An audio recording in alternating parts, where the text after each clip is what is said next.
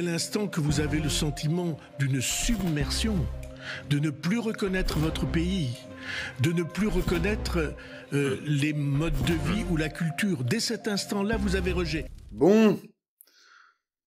Je ne sais même pas par où commencer.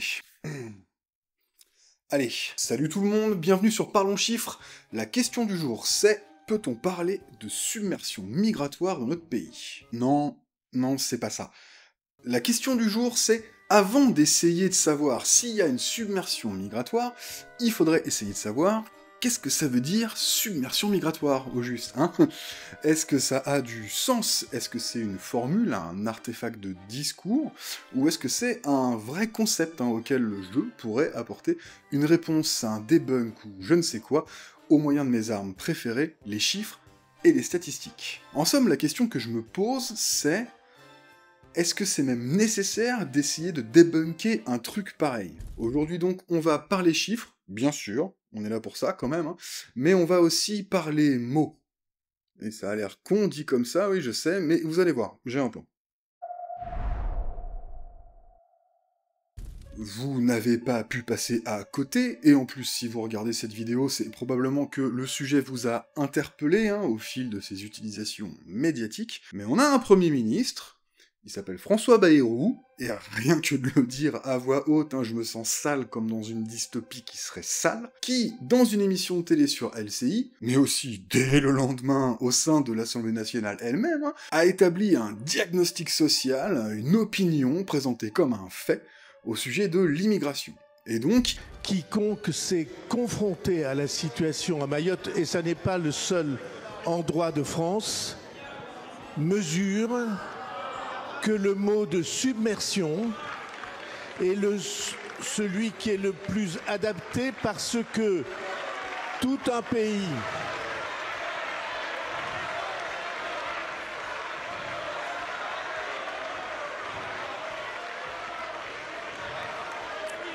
toute une communauté département français s'il vous plaît. est confrontée à des vagues d'immigration illégale, et c'est un désespoir. je vais pas m'étendre trop sur le fait qu'à un moment donné de son discours, il parle de sentiments de submersion, à d'autres d'une submersion tout court, ou encore qu'il s'en mêle quand même gravement les pinceaux en essayant de nous faire croire que tout ce qu'il dit ne se rapporte en fait qu'à Mayotte. Pour ça, il y a une excellente vidéo du camarade Clément Viktorovitch, je vous la mets en description, pour tout ce qui est aspect rhétorique de la question. Mon premier réflexe, vous le savez si vous êtes fidèle de la chaîne, sinon, abonnez-vous, voilà. Mon premier réflexe, donc, ça va être de chercher à confirmer, ou pas, ce type de déclaration, avec des faits, des chiffres, tout ce qui est dans mon savoir-faire, et que je sais où aller glaner. Il y a, cependant, une action avant le réflexe, et c'est de se poser 5 minutes pour essayer de savoir de quoi on parle. Pour confronter mes statistiques à quelque chose, peu importe ce que c'est, il va falloir établir un périmètre. Bref, mettre en cohérence ce que je cherche avec ce que je veux trouver. C'est tout bête, mais ça évite de répondre à côté. Bonjour, quelle heure est-il? Il est bleu turquoise. Voilà, ça fonctionne pas. Parce que dans le panel possible des statistiques sur l'immigration, sur les étrangers ou les immigrés en France, il y a quand même grandement le choix, et il va s'agir d'élaguer un petit peu pour être sûr d'être pertinent. Je pourrais dresser un petit état des lieux, vous dire par exemple que en 2023, en France, selon l'INSEE, on dénombrait 5,6 millions d'étrangers résidents, ce qui représente 8,2% de la population totale, ou encore qu'on dénombrait 7,3 millions d'immigrés, 10,7% de la population, sachant que les deux catégories se recoupent partiellement. Pour info, on définit un étranger comme une personne résidant en France sans en avoir la nationalité, et un immigré, c'est une personne résidant en France, mais qui est née à l'étranger de nationalité étrangère.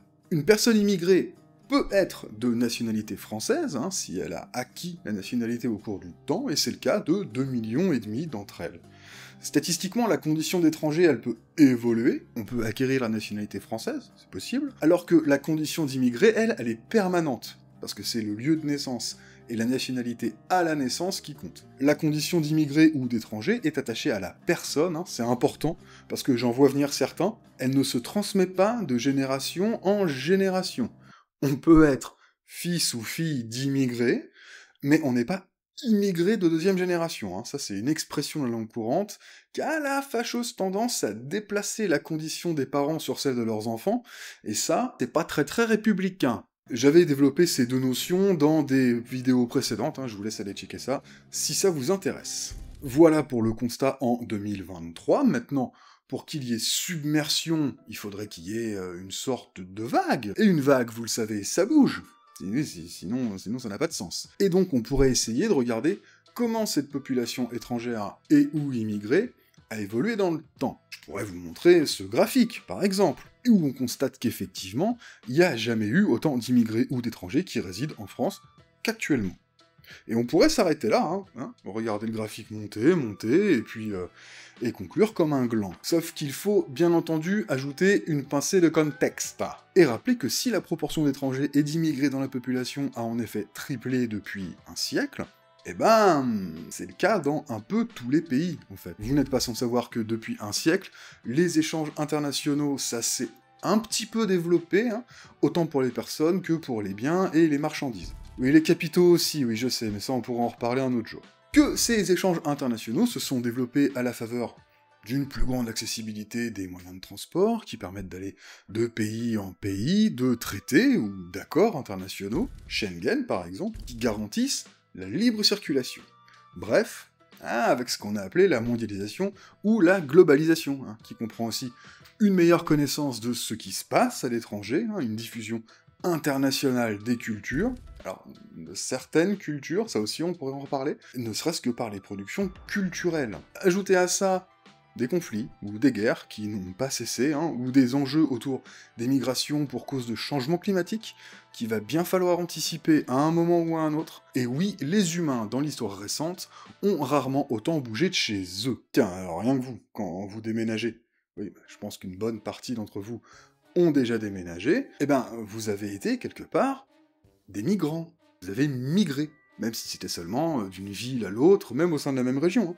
Une migration sous sa forme la plus concrète, c'est juste le fait de se déplacer dans l'espace, de changer de lieu de vie, de manière temporaire ou définitive d'ailleurs. Observer un nombre de personnes à un moment donné, sur un territoire donné, ça équivaut un petit peu à observer un stock. Oui, je sais, c'est pas très joli de parler de stock quand il s'agit d'êtres humains, mais c'est comme ça. Et ce stock est en France en réalité plutôt sous la moyenne des autres pays européens. 10,7% de la population résidant en France en 2023 est immigrée, et on est plutôt aux alentours de 20% en Allemagne, en Autriche, en Belgique, en Irlande ou en Suède, voire c'est 50% au Luxembourg, ou 28% à Malte.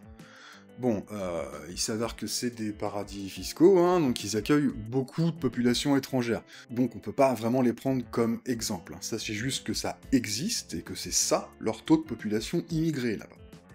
Mais comme on parle de migration, c'est-à-dire nécessairement un phénomène qui connaît un point de départ et un point d'arrivée, il serait logique de raisonner en termes de flux. Parce qu'il y a des entrées, et il y a des sorties aussi, il y a des gens qui partent.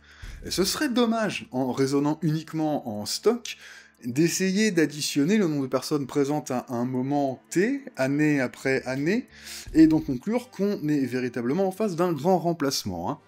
C'est pas comme ça que ça marche. Et ces flux, parlons-en, parce que quand on fait le compte des entrées et des sorties, oui, on constate que le solde est positif. Il y a davantage d'entrées que de sorties. Mais qu'on est loin des plus hauts niveaux qu'on ait pu constater ces dernières années. En tendance. En réalité, c'est plutôt pendant la période 2015-2019 qu'on a vu le plus grand nombre d'arrivées sur le territoire. Alors, 2022 fait exception, parce que c'est, et il faut le reconnaître, un pic qu'on a pu observer ces 20 dernières années, mais le gros bémol, c'est qu'on connaît pas encore le nombre de sorties, donc on peut pas calculer le solde. C'est dommage, mais c'est comme ça. Alors, on n'a jamais vu autant d'entrées de personnes immigrées, et encore, faudrait pouvoir comparer sur le très long terme, parce que je pense que des déplacements pendant les guerres mondiales, par exemple, ça a pu concurrencer ça, mais on n'a jamais été aussi nombreux non plus, en France. Et du coup, si on observe la part de la population que ces entrées de personnes immigrées représentent, si on rapporte le nombre d'entrées à la population, on tombe à pas grand-chose, hein. C'est l'OCDE qui nous propose cette statistique, la part des entrées permanentes dans le total de la population. Les entrées permanentes, c'est les entrées qui sont considérées comme ayant vocation à rester dans le pays, c'est-à-dire qu'une carte de séjour. Et pour la France, ça représente 0,4% de la population. Et là, comme submersion, même dans le pédiluve de la piscine à vagues, ça fait trembler personne, ça, hein. Pour comparaison, en Islande, on est à 3,4%, en Nouvelle-Zélande 3%, en Estonie 2,4%, et plus proche de nous géographiquement, on pourrait citer la Suisse, 1,6%, les Pays-Bas, 1,2%, l'Allemagne ou le Royaume-Uni, hein, à 0,8%, ça reste 2 fois plus que chez nous.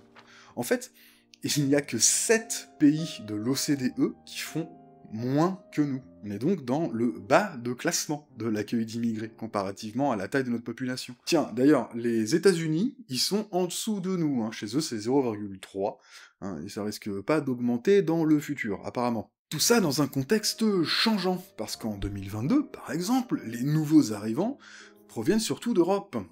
N'en déplaise aux racistes. Et c'est sur la base de ces chiffres-là, hein, précisément, que l'extrême droite et l'extrême centre crient à la submersion, dans un contexte où, en réalité, les flux d'immigration en 2022, c'était majoritairement des Ukrainiens, 42 000 personnes, hein, quand même.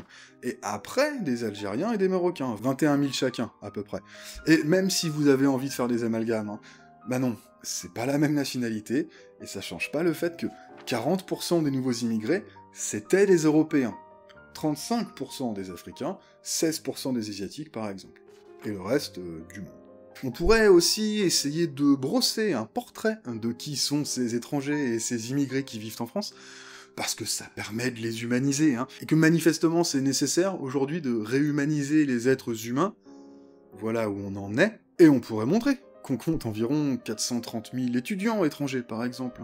C'est quasiment un étranger sur 10. Et à la fin de leurs études, la plupart, ils rentrent chez eux. Ou encore qu'on compte un certain nombre d'étrangers, même en situation irrégulière d'ailleurs, hein, qui bossent, qui s'occupent des personnes dépendantes, qui font la cuisine dans les restos, qui nettoient derrière nous, hein, et qui ont peut-être gagné le droit qu'on leur foute la paix. Quoique ça devrait être un droit acquis, hein, peu importe sa situation. Hein. Je mesure pas la valeur d'une personne à l'aune de la merditude de son taf. On pourrait faire tout ça, hein, étaler tout un tas de jolies statistiques, mais est-ce que ça changerait quoi que ce soit ?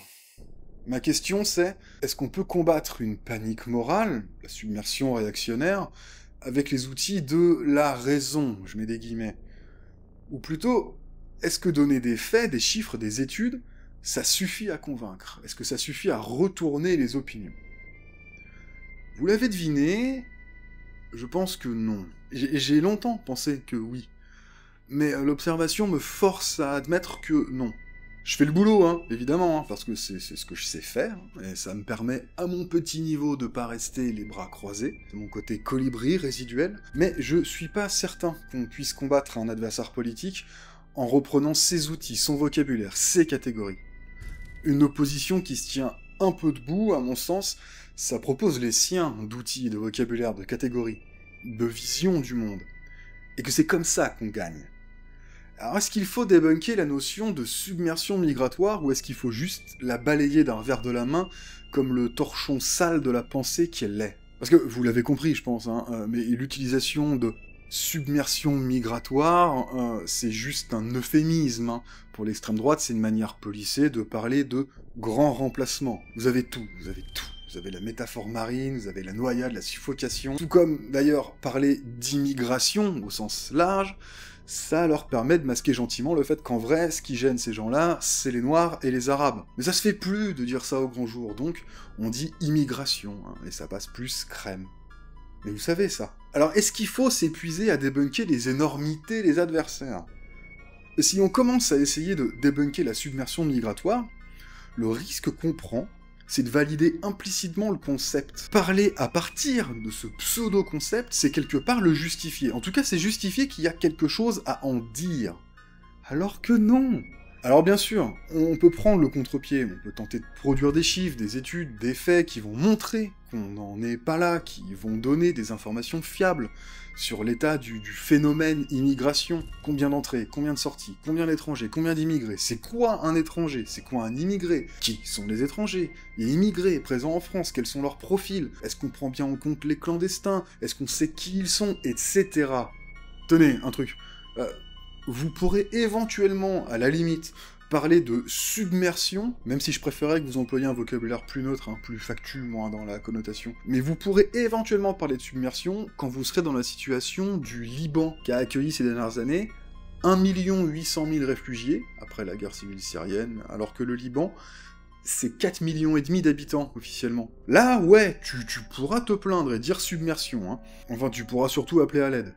Mais bon, comme t'es le Liban, tu peux toujours appeler, personne ne viendra. En fait, essayer de prouver que la submersion migratoire n'existe pas, ce serait s'épuiser. Et c'est justement ça, la tactique. Hein. Parce que, généralement, c'est impossible de prouver que quelque chose n'existe pas. Et spécialement quand il s'agit d'un concept mal branlé et jamais défini, fallacieux par nature, et fallacieux en politique, ça veut dire, attention, c'est un piège. Quand commence la submersion? Est-ce qu'il y a un seuil? Il y a une cote de crue? Est-ce que ça marche au sentiment? Comment ça marche? Et encore, le sentiment. À la limite, je peux m'essayer à expliquer les décalages qui existent entre les sentiments populaires et la réalité des chiffres. Beaucoup trop de guillemets, là. Quand on nous dit que le chômage diminue alors qu'on a tous le sentiment qu'il augmente, quand on a un sentiment d'insécurité alors que la criminalité n'augmente pas dans les chiffres, ça, moi, je sais faire. Je peux faire, hein, parce qu'il s'agit d'expliciter ce qu'il y a derrière les grands indicateurs, derrière les grandes notions. La mesure du chômage, c'est un truc très précis, et en vrai, c'est par raccord avec ce que la plupart d'entre nous imaginons de ce qu'est le chômage. Hein. Donc il faut expliciter ce côté-là aussi, il faut expliciter nos représentations. Mais là, avec une pseudo-notion comme la submersion migratoire, en fait, il n'y a aucun moyen de faire ce boulot-là. Donc, j'en suis à me dire que c'est même pas la peine de s'y intéresser, en fait. Et pourtant, j'en parle, je consacre une vidéo, je bosse, je monte. N'importe quoi, le temps que vous nous faites perdre, putain. Venez avec des vrais concepts, à la limite, des trucs qu'on peut vérifier, des trucs sur lesquels on peut vraiment débattre, et pas seulement s'écharper, hein. Le débat public, ça demande 2-3 prérequis, hein, mais ça, tout le monde l'a oublié, ou fait semblant de l'avoir oublié pour nous distraire, et c'est exactement ce que fait Bayrou. Et les autres. Et après, seulement, on vous prendra au sérieux. En attendant, chers représentants politiques qui agitaient des chimères sous le nez de l'opinion, qui manipulaient lâchement le vocabulaire de l'extrême droite, parce qu'au fond, vous avez pas de problème avec leurs idées, seulement avec le fait de leur laisser votre fauteuil. Vous tous et vous toutes, là, vous êtes que des clowns. Et pas des clowns marrants, des clowns dangereux. Et après, à force, nous, on devient le Joker. Merci d'avoir regardé cette vidéo, n'hésitez pas à la partager autour de vous, à lâcher le pouce en l'air pour pas rater les prochains épisodes. Abonnez-vous, je le redis, mais abonnez-vous, la chaîne monte tout doucement, ça fait plaisir, et comme ça, vous raterez pas les prochains épisodes. Le prochain, on parlera de l'IDH. On va se calmer un petit peu sur le sujet polémique, l'IDH, l'indice de développement humain, dans le cadre de la série Par-delà le PIB. En attendant, portez-vous bien, prenez soin de vous, prenez soin des autres. À la prochaine fois.